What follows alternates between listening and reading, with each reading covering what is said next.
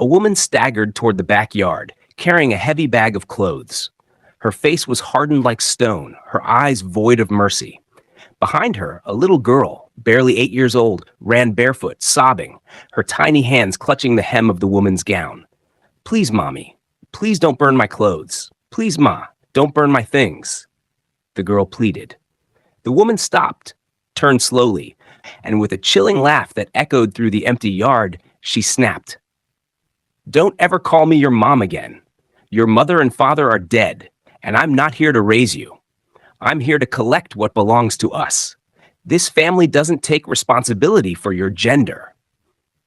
With that, she poured kerosene on the clothes and set them ablaze. Flames danced, devouring the little girl's belongings, her toys, her dresses, even her school uniform. The child screamed and rolled on the ground, begging and crying, but the woman only watched with cruel satisfaction. "Get out! The new owner takes over this house today. Your so-called father's house is no longer yours." And just like that, the little girl was thrown into the streets, alone, homeless, grieving, stripped of everything, family, home, identity. But what happened next will leave you speechless. This is a story soaked in cruelty, betrayal, abandonment, and a shocking twist that will pierce your heart. Get seated, family. The full story begins now. Mr. Thompson was the kind of man every young guy wanted to be and every lady wished to marry. Tall, smart, rich beyond imagination, and charming without even trying. At just 34, he had built an empire so powerful that even presidents shook his hand with both of theirs. From oil to tech, fashion to real estate, name it, and Mr. Thompson was in it, owning it, or planning to buy more. But for all the flashy cars, billion-dollar deals, and interviews on magazine covers, there was one thing Mr. Thompson ran from like a man chased by a ghost: marriage.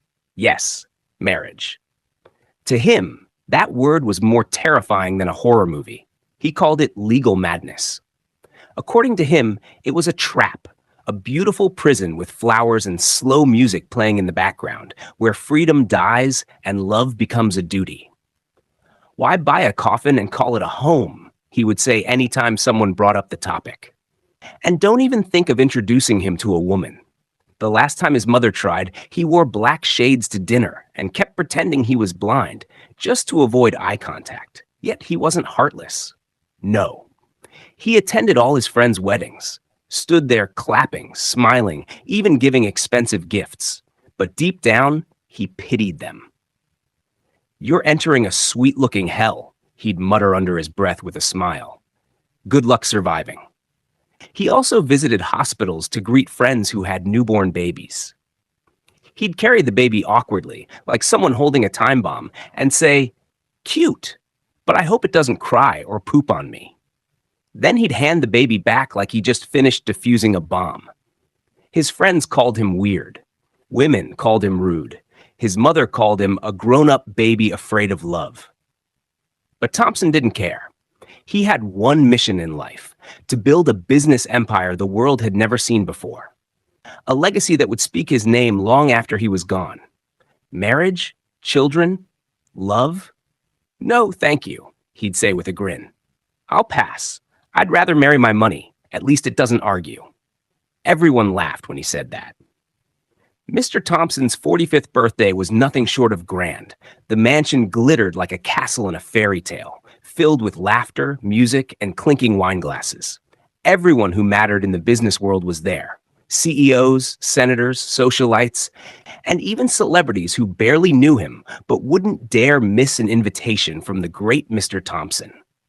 He stood in the center, wearing a rich black tuxedo with that usual cocky smile on his face, raising his glass to toast himself. Because really, who else deserved the spotlight more than him? He loved the attention, loved seeing faces light up around him, and most of all, he loved celebrating himself. After the last guest left and the lights went out, Mr. Thompson retired to his private suite, proud and pleased. But then came the night. Around midnight, a strange pain crept into his chest, sharp and sudden. At first, he laughed it off. Must be the champagne, Or maybe the 3 plates of grilled lamb, he joked to himself. But within minutes, the laughter turned to groans. The pain was no longer a joke. It felt like fire spreading through his chest, wrapping around his back, pressing down on him like an invisible hand. Panicked, he reached for the intercom beside his bed and pressed the button for the maid's quarters. Nothing. Pressed again. Still nothing. Confused, he struggled to reach for his phone on the nightstand, but his hand slipped. It felt numb, weak, like it didn't belong to him anymore. The pain intensified, making it nearly impossible to move. His body rolled helplessly across the bed, his voice reduced to low groans. He was alone, utterly alone. By morning, he was no longer moving. His body lay still, his breathing faint. It wasn't until exactly 7 a.m., his regular time for lukewarm water, that one of the maids knocked on the door. She called softly, then louder. No answer. Confused, she opened the door and froze. Her boss, the invincible Mr. Thompson, was lying motionless on the bed, pale, unresponsive, cold sweat covering his face. She screamed. Everything after that was a blur. 2 weeks in the hospital, machines beeping, oxygen masks, nurses whispering, headlines flying everywhere. But when Mr. Thompson finally returned home, something inside him had changed. He wasn't the same man. He sat alone more often now. No meetings, no laughter, just deep, distant stares. His thoughts were louder than any party he had ever thrown. What if I died that night? The question haunted him. What would have happened to everything I built? Who would have sat by my hospital bed, genuinely worried, not just for my money? Would anyone cry for me, or just fight over my properties? He found himself sitting by the window more, watching the world move on, wondering if he was truly living, or just existing inside his empire. Here you go. Days after he found himself, by the window again, a cup of untouched tea growing cold in his hand, his eyes lost in the sky. But he wasn't really looking outside. He was looking inside, into memories that now played like a movie in his mind. He remembered all the marriages he had witnessed, especially those of his closest friends. Some looked like picture-perfect fairy tales on Instagram, smiling couple photos, matching outfits, romantic vacations. But behind closed doors, chaos. He remembered those same friends showing up at his place, eyes swollen from crying or frustration, collapsing on his couch and pouring their hearts out. Bro, I can't do this anymore. She doesn't understand me. We don't talk. We just argue. I miss being alone, man. I miss peace. Then there were those whose marriages were actually sweet, too sweet, in fact. So sweet it turned bitter. These ones didn't cry. No, they just lost themselves. Sorry I'm late, Thompson. My wife had a high fever this morning. I couldn't come to the meeting. My little boy couldn't sleep without me. They were happy, yes, but never free. And Mr. Thompson hated feeling trapped. Now, sitting there in silence, he asked himself the question that had been hanging in the air like a ghost. What exactly am I afraid of? The wife or the whole package? He thought about it deeply. He didn't want the nagging, the adjusting, the giving up of his peace, space, or schedule. He didn't want someone moving his things or turning his quiet home into a zoo. But did he want a child? That thought lingered. Yes, that was it. A child. Someone to carry his name, his legacy, his bloodline. Someone he could raise, protect, and prepare to inherit everything he built. A child he could shape without the drama of a marriage attached to it. He smiled faintly. I don't need a wife. I need a seed. But then the real puzzle hit him. How do I have my own child from my own loins without a wife? Now that question didn't have an easy answer, but Mr. Thompson was a man who never walked away from a challenge. And this would be the most personal project of his life. Months passed. Mr. Thompson returned to his routine, board meetings, business flights, silent evenings, but his thoughts had shifted. The idea of fatherhood haunted him in quiet moments. He didn't want a wife, but he wanted a child. A legacy. Someone to carry his blood. But how?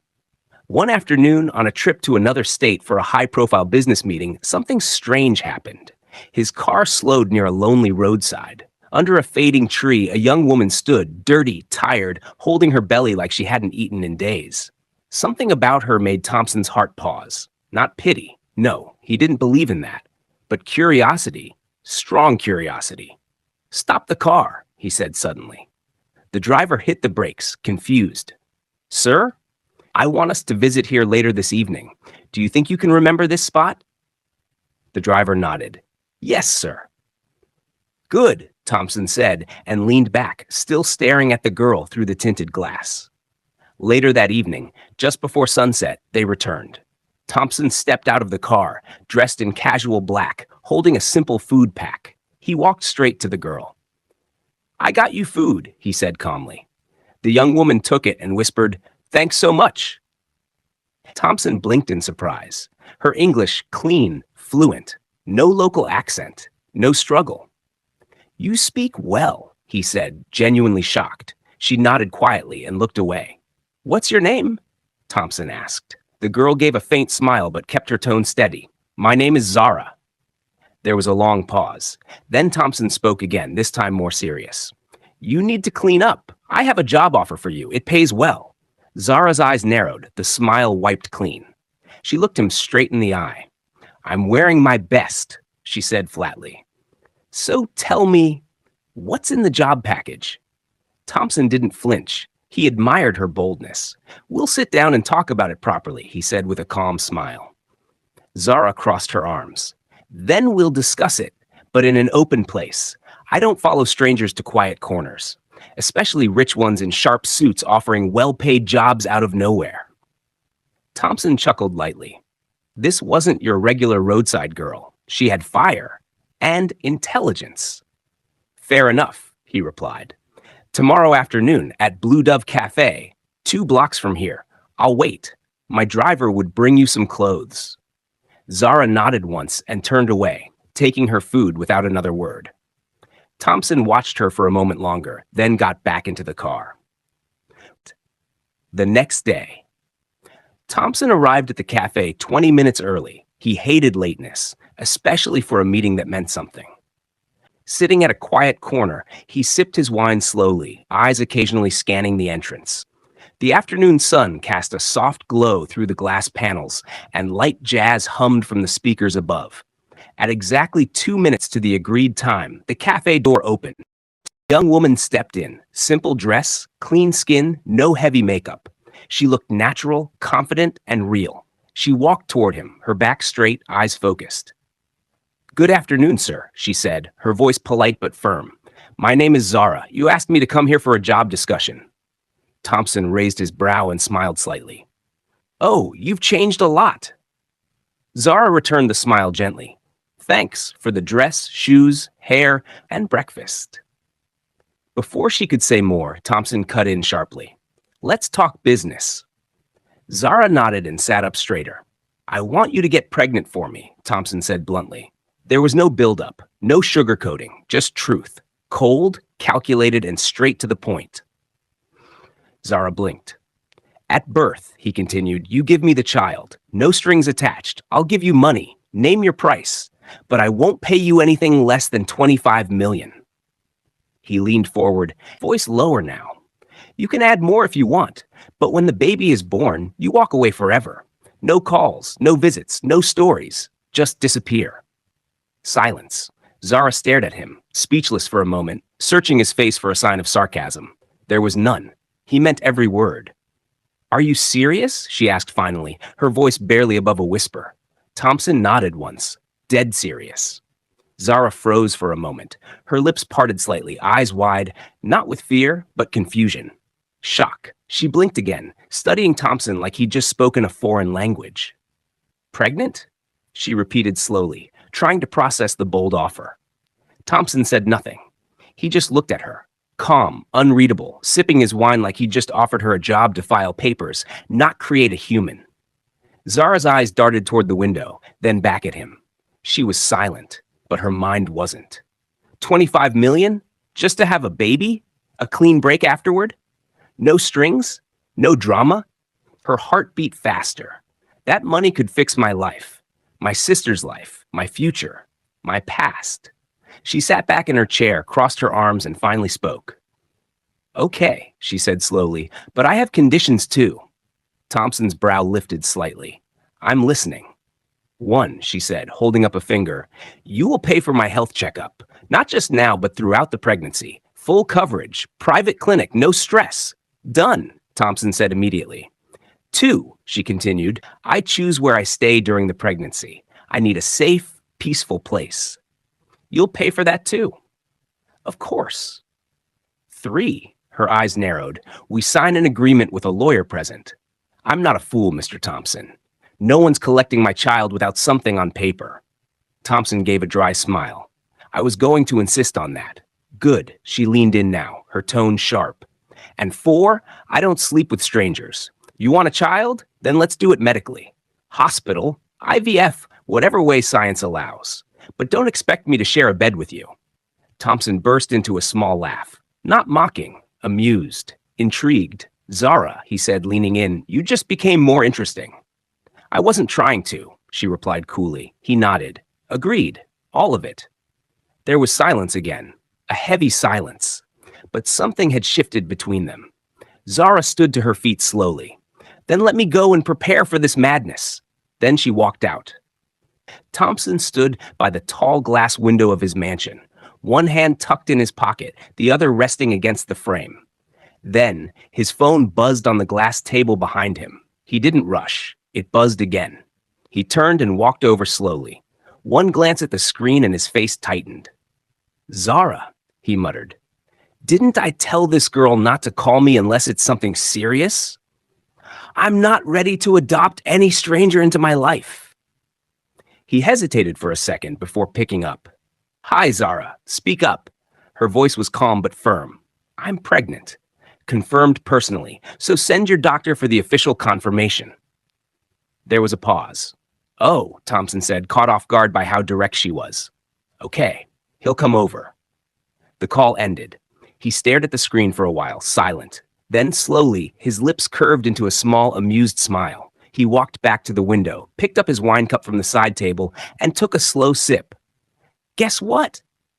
He murmured to no one in particular, his tone laced with sarcasm and wonder. I'm becoming a father soon. He chuckled softly, shook his head, and whispered, What a ridiculous world.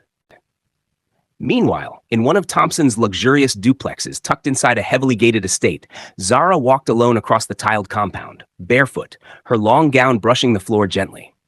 She had everything money could buy. Marble floors, chandeliers in the bathroom, smart mirrors that talked. Imported meals served hot before she even craved them. 4 maids, 2 uniformed gatemen, and 4 fully armed security officers stationed like she was royalty or a prisoner in golden chains. Because despite the comfort, Zara was not free. From the very first night she stepped into the house, she made a silent vow, I won't come out again until I've given birth to this child, and said goodbye to Thompson's world. Her phone? A gift from Thompson's team. Beautiful, sleek, but empty. No contacts, no numbers, no apps, just a screen full of silence. Every call she made went through a secure line. Every message she sent passed through invisible hands before reaching the other end, if it ever did. Even the maids were polite but stiff. Smiling lips, but suspicious eyes. Trained, planted. As she walked in the compound that evening, 2 officials in plain black suits followed her quietly from a distance, not too close to make her uncomfortable, not too far to let her breathe. She chuckled bitterly to herself. A big woman in a big cage. Sometimes she would dance barefoot in the garden just to remind herself she was still human. Other times, she would cry in the tub, quietly, quickly, before the smart mirror asked if she was okay. Zara missed the market noise, the smell of roadside suya. She missed her younger sister's laughter. She missed being nobody. But every time she touched her belly, she whispered, It's just a few months, then I'll walk out of this place rich, free, and forgotten. She didn't hate Thompson, but she didn't trust him either. She knew men like him, cold, powerful, with eyes that made you feel like a transaction. Still, she had a mission. Deliver the child, get the money, leave forever. 6 months later, it was 1:43 a.m. when Thompson's phone buzzed on his nightstand. He groaned, reached lazily, squinting at the screen. Zara, he frowned. She never called. They had an agreement, only emergencies. He swiped to answer. Zara, speak up, he said, voice rough with sleep. But instead of her usual calm voice, all he heard were broken words, soft, muttered, then complete silence. His body jerked up. His hand began to tremble. Zara, Zara, he called again, panic rising in his chest. No response, just dead air. He bolted out of bed and dialed immediately. Dr. Femi, get to Zara's place now. I'll meet you there. Next, he called the head of security in her compound. Prepare the gate. I'm coming over. Now. Within 15 minutes, Thompson's car screeched into the driveway. Zara was on the floor in the living room, gasping for breath. Two maids hovered helplessly, fear written all over their faces. One of the security men was already trying to lift her gently. The doctor dashed in just moments later, his team with him. Stand back! As he examined her, he asked, what did she eat? One maid hesitantly brought out a half-eaten meal. She asked for jollof rice tonight. The kitchen staff added ginger. The doctor's head snapped up. She's allergic to ginger. That could have killed her. Immediately, they administered an injection and oxygen. It took minutes, long, painful minutes, before her breathing steadied. Her skin stopped sweating. Her eyes slowly fluttered open. Thompson hadn't moved an inch. He was on the floor beside her, disheveled, eyes locked on her like he was watching death walk away from her body. It was the first time he was seeing her in person since the IVF procedure. They had agreed, no personal contact, only necessary calls, strict boundaries, no emotional ties. But here he was, sitting like a husband beside his dying wife. As soon as the doctor gave the all clear and Zara drifted into calm sleep, Thompson stood up slowly, brushing the dust off his trousers. His voice was low, cold, collected. I think my assignment here is over, he said. See you on the delivery day. He turned and began walking out. But just then, Zara's voice called faintly from the couch. Okay, Gregory, thanks so much for the care, for the prompt response. Thanks for saving me. Thompson froze. She had never called him Gregory before. Only Sir or Mr. Thompson. He didn't turn around. He just nodded slowly to himself, then walked into the night, the echo of her gratitude haunting his chest. On getting home, Thompson walked straight to his room, his steps heavy, his heart heavier. He didn't turn on the lights, just sank onto the edge of his bed, elbows on his knees, staring to the darkness like it held the answers he never knew he needed. The events of the night replayed like a broken record. Zara's weak voice, her helpless eyes, the fear of losing her. No, the fear of losing the baby. His baby. He didn't even know when sleep ran far from him. He just sat there, in silence. Knock, knock. It was the maid, 7 a.m. on the dot. She came in with his usual lukewarm water, placed it gently on the table, bowed slightly, and left without a word. That simple act snapped him out of his frozen thoughts. He blinked, rubbed his face, reached for the water, took a sip, and then it hit him again. Zara's voice. Thanks for the care, for the prompt response. Thanks for saving me. He stared into the air. So I would have lost? Just like that? He murmured, eyes wide with sudden realization. My only shot at becoming a father, gone? Over food? He chuckled bitterly, but it wasn't funny. It was scary. He leaned back, head against the wall. Then came the real question, the one that had been hiding all these years. Which one is even important? He whispered to himself. Is it the child or the wife? The companion? The partner? He thought for a while, a long while. Then sighed and muttered, I prefer to be a father than to be a husband. A wife can break your heart. A child gives you purpose. He drained the rest of the water slowly, but his chest wasn't as firm as it used to be. A few weeks later, Zara's delivery was nothing short of a battlefield. Her screams echoed through the house like war cries, raw, powerful, terrifying. Yet they had agreed from the very beginning. No strings, no emotions. Do the job, get paid, and disappear from Thompson's life forever. She had rehearsed it over and over in her mind. You're not a wife, Zara. You're not even a partner. You're a carrier. Do your job, woman. Cry in silence if you must, but don't you dare fall apart. One of the guest rooms in the mansion had been fully converted into a mini theater weeks ago, just in case. Doctors, nurses, and top medical aides were on standby, all prepped like this was a royal delivery. And in a way, it was. Billionaire bloodline? Check. Surrogate agreement? Check. Zero emotions? Debatable. When Zara felt the first sharp stab of pain, she didn't panic. She simply picked up the intercom and muttered the code they all knew. It's time. The doctors were already on their way. She had also sent a short message to Thompson, the same man she'd been emotionally distant from since day one. He was the reason she was now doubled over in pain. And yet, she'd convinced herself he would never be more than that, a reason. Thompson, on the other hand, was already battling a storm in his chest. He had cleared his schedule that day, claimed he needed time to think, but his staff knew something was off. He didn't touch his breakfast. He didn't pour his usual glass of wine. He didn't even scroll through business emails. He was pacing. Back and forth, hands on his head, checking his phone every 2 minutes. Still nothing. He dialed the doctor himself. "Hello." The doctor responded calmly. "We're still on it, sir. She's doing well, and the baby too. No need to panic yet." But just then, Thompson heard it, her voice shrieking in pain in the background. Not just any scream. No, a desperate, chest-clutching scream that shot straight through his bones. He froze. The phone almost fell from his hands. And then, without thinking, he grabbed his car keys and stormed out of the house. "I'm breaking the damn rules," he muttered to himself, entering the car. He paused. The agreement was clear, no involvement until the child is born. But he clenched the steering wheel, jaw tight. "I put her in this condition. Maybe, just maybe, my presence will ease the headache." And for the first time in years, Thompson didn't care about contracts, conditions, or control. He just drove.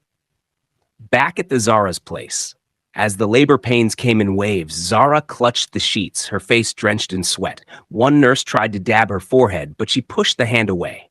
"Don't touch me," she snapped, then screamed again, her legs trembling. The doctors encouraged her. "You're doing well, Zara. Just a little more." Little more? She thought bitterly. This is hell. She wanted to scream at everyone. She wanted to cry, but she wouldn't. Not now. Not here. She had promised herself, no emotions, no attachment. Deliver the child, collect the money, walk away. Then suddenly, the door opened, and everything paused. Zara turned her head, panting, eyes half shut in pain. But when they landed on the man who stepped in, her breath caught in her throat. Thompson. His expensive shirt was half-buttoned, hair disheveled, eyes wild and worried. He didn't look like the composed billionaire who offered her millions with a cold tone. No, he looked like a man on the edge, a man whose world would collapse if she didn't survive. The nurses moved to block his path, reminding him, "Sir, we agreed." "I don't care what we agreed," he said sharply. "Step aside." Zara's lips trembled. "What are you doing here?" she whispered between contractions. Thompson came closer, gently kneeling beside her. He didn't touch her. He didn't have to. "I heard you scream," he said softly, eyes locked with hers. "And I couldn't stay away. I had to see you." Zara turned her face away sharply, blinking hard. "This wasn't the plan. You weren't supposed to come. I don't need you here." He didn't argue. He just sat beside her in silence as she clenched the bedsheets again, another wave of pain crashing through her. Then a soft sob escaped her lips, one she hadn't planned for, and he heard it. Without saying a word, he took her hand. Zara looked at his fingers, shocked, but she didn't pull away. Zara looked at his fingers, shocked, but she didn't pull away. Thompson's palm was warm, steady, unlike the storm swirling inside her. He leaned closer, a soft smile on his lips. "Give the baby another push," he said gently, his voice calm but firm. "Hold my hand. Let's do it together." Zara locked eyes with him, the pain still searing through her body, but somehow his presence anchored her. She gripped his hand tighter, took a deep breath, and with every ounce of strength left in her, gave one final push. And just like magic, like something divine answered their joint effort, the baby came out. A collective gasp filled the room. The nurses and doctors blinked in awe. Then the sound they'd all been waiting for came. Clear, strong, beautiful. The baby cried. "Both of you did it," one of the nurses whispered in amazement. Congratulations, another added, smiling. But Thompson didn't linger. He stared at the child for a moment, nodded once, then gently released Zara's hand. I'm done here, he said with no emotion, turned around and walked out of the theater. Zara watched him go, her heart confused, full yet hollow. 3 days later, Zara had packed all her things. Her suitcase stood zipped beside the couch, her handbag on her lap. She had been staring at the baby for the past 15 minutes without blinking, silently telling herself, no attachment, no regrets. You did this for money. She rose from the couch and walked slowly to the crib. The baby looked so peaceful, so unaware of the complicated agreements surrounding his birth. Gently, she leaned in and kissed his forehead. Mom won't be there for you, she whispered, her voice trembling. But please, make me proud. I'm sorry, son. I really am. As the nanny stepped in to take the baby away, Zara turned her back, her shoulders shaking. She wiped her tears quickly when she heard footsteps behind her. It was Thompson. He glanced at her quietly, noting her red eyes. You're crying. What happened? Zara straightened and gave a small, forced smile. Oh, nothing. Just waiting for you. Thompson reached into his breast pocket, pulled out his checkbook, and signed a check. $60 million. That's 25 more than we agreed. I also added a brand new car to the package. He handed her the check and the keys. Zara took them with a nod, said thank you, and without another word, walked out of the room. Minutes later, as the security men prepared to open the gate for her exit, Thompson suddenly ran out of the house, shouting, "Wait! Don't open it for her yet!" Zara froze in place, confused, her heart skipping a beat. Did I break any rules? She asked, glancing back nervously. But Thompson didn't answer right away. He was panting as he walked closer. Then, with his eyes locked on hers, he said something that made her jaw tighten. But Thompson didn't answer right away. He was panting as he walked closer. Then, with his eyes locked on hers, he said something that made her jaw tighten. I can't let you leave, he said, his voice low but resolute. Not yet. Zara stiffened, clutching her bag tightly.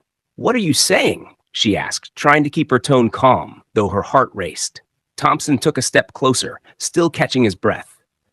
I know this wasn't part of the deal. I know you were supposed to walk away after delivery, but something changed. Zara's brows pulled together. Changed? He nodded. You, me, that moment in the theater. Watching you fight for that child, hearing you scream, holding your hand, it shook something in me.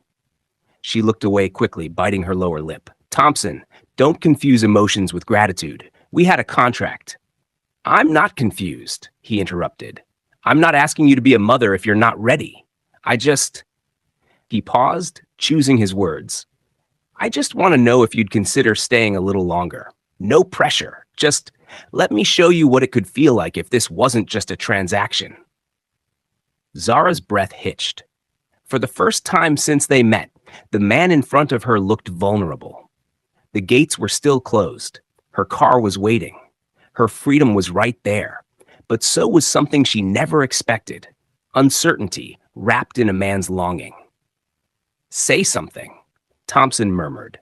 Zara finally met his gaze, eyes steady. I'll stay for 1 week. No promises, no strings, just 1 week. And with that, she turned around and walked back inside, leaving the gates and her escape closed behind her.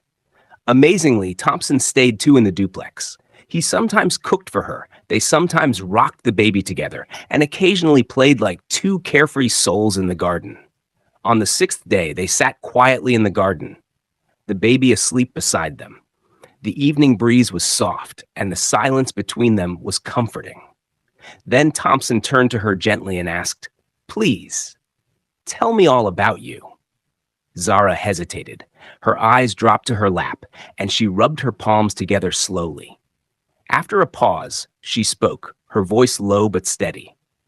2 weeks before you picked me up from the street, my younger sister and I were pushed out of our father's house. My uncles, his own brothers, took everything he left behind. They said we weren't entitled to anything because we're girls. She swallowed hard, trying to push back the tears. We had nowhere to go. No one wanted to help. We begged for jobs, even menial ones, but nobody wanted to employ us. We ended up sleeping under the bridge, cold, hungry, and hopeless. That was when you found me, and everything changed. She looked up, her eyes meeting his. On the seventh day, the morning sun bathed the garden in a golden glow.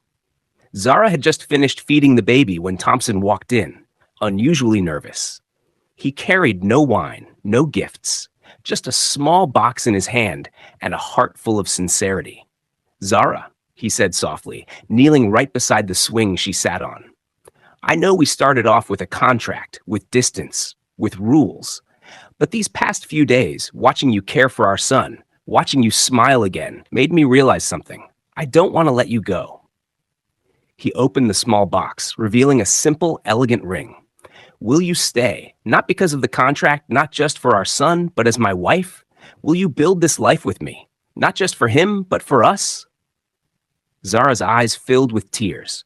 She looked down at her baby, then back at Thompson. Slowly, she nodded. "I'll stay, for our son, yes. But more than that, I'll stay to build something real, something beautiful, with you." Thompson smiled, slid the ring on her finger, and kissed her hand tenderly. From that day on, they lived together, happily, peacefully, and in love. Not just as co-parents, but as a family bound by choice, healing, and a love neither of them expected. Forever began with them in that garden. Hello, family. Thank you so much for watching today's episode. I hope you were touched by this beautiful story of healing, love, and second chances. Moral lessons? Never judge a person's beginning. You never know where life will take them. Sometimes, broken paths lead to the most beautiful destinations. True love isn't always perfect, but it's honest, healing, and worth holding on to. Please drop your thoughts in the comment section. What touched you most? Don't forget to like, comment, and most importantly, subscribe to join this amazing family. I appreciate you all deeply. I love you so much, and may God bless you abundantly. See you in the next story, besties.